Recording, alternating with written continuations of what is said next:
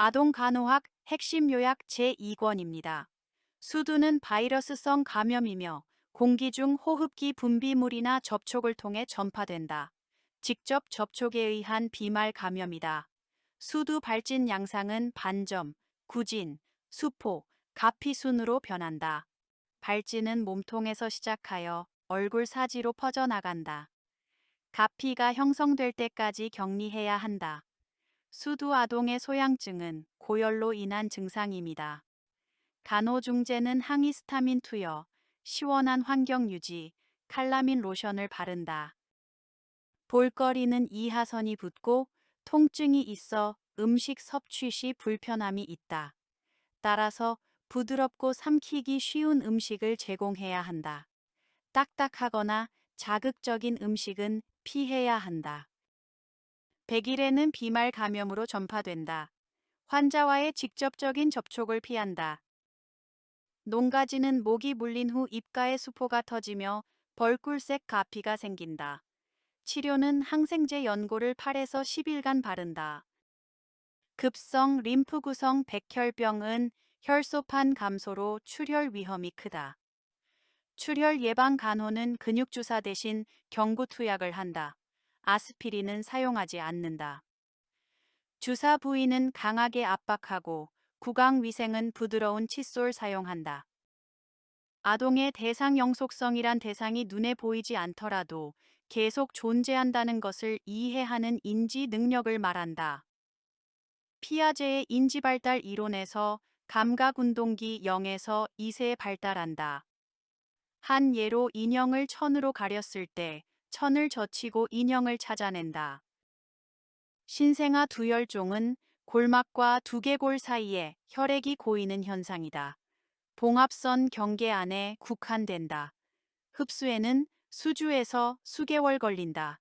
반면 산류는 출생 직후에 발생하며 봉합선 넘어 퍼진다. 2, 3일 내 자연 흡수된다. 신생에게 비타민 K는 근육주사로 투여한다. 주사 부위는 외측광근, 대토의 전외측이다. 신생아의 감각 기능은 미각 기능은 단맛 선호, 신맛, 쓴맛 구별 가능하다. 후각 기능은 엄마 전 냄새를 구별한다. 청각 기능은 큰 소리의 놀람 반사를 나타낸다.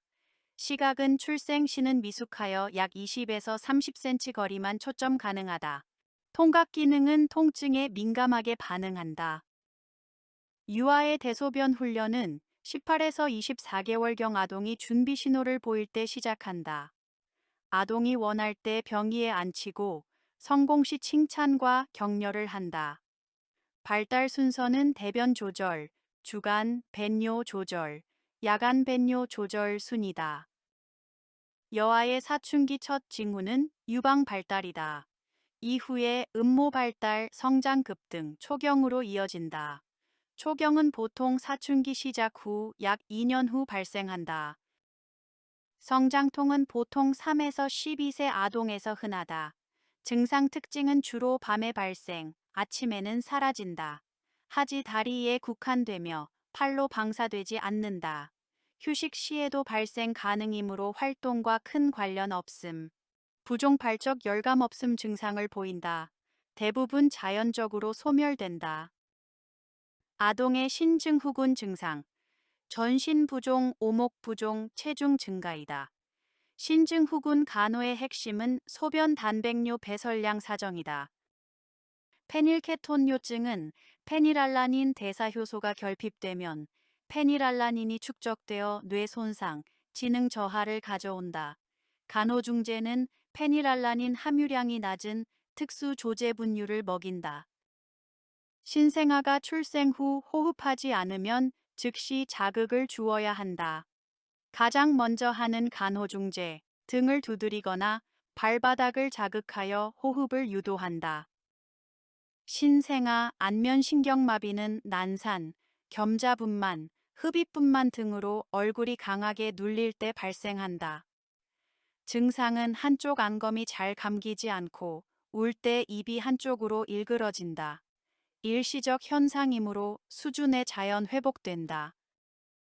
아동이 수유 후 구토, 체중 감소면 위식도, 역류 가능성이 있다. 이때 수유 직후 눕히지 않고 상체를 30도 정도 높인다. 수유는 소량씩 자주 해야 한다. 장중첩증의 1차 치료는 수압 공기, 정복술이다. 압관장 공기관장이라고 하며 비수술적 정복이다. 장을 정복하여 막힌 부분을 풀어주면 수술 없이도 회복된다. 아동 호흡기의 특징은 기도 직경이 좁고 길이가 짧아 부종 분비물에 쉽게 막힌다. 폐포수는 성인보다 적어서 가스 교환 면적이 작다. 기관 연골이 연약하여 쉽게 허탈된다. 호흡수는 성인보다 빠르다. 따라서 염증 시 기도 저항이 급격히 증가한다. 천식의 특징은 기도가 과민 반응하여 호흡 곤란, 천명음, 기침, 흉부 압박감을 유발하나 운동, 알레르기, 감염 시 악화된다. 아토피, 알레르기 비염과 연관이 높다. 날숨 호기가 길어지고 호기 시 천명음이 들린다. 야간 새벽에 증상 심해진다. 소아의 특발성 혈소판 감소 자반증은 바이러스 감염 후 급성으로 발생하며 점상 자반 점막 출혈이 특징이고 대부분 수주 내지 수개월 내 자연 회복된다. 혈소판 수는 심하게 감소하나 프로트롬빈 시간은 정상이다. 선천성 심장병 병태생리 유형이다.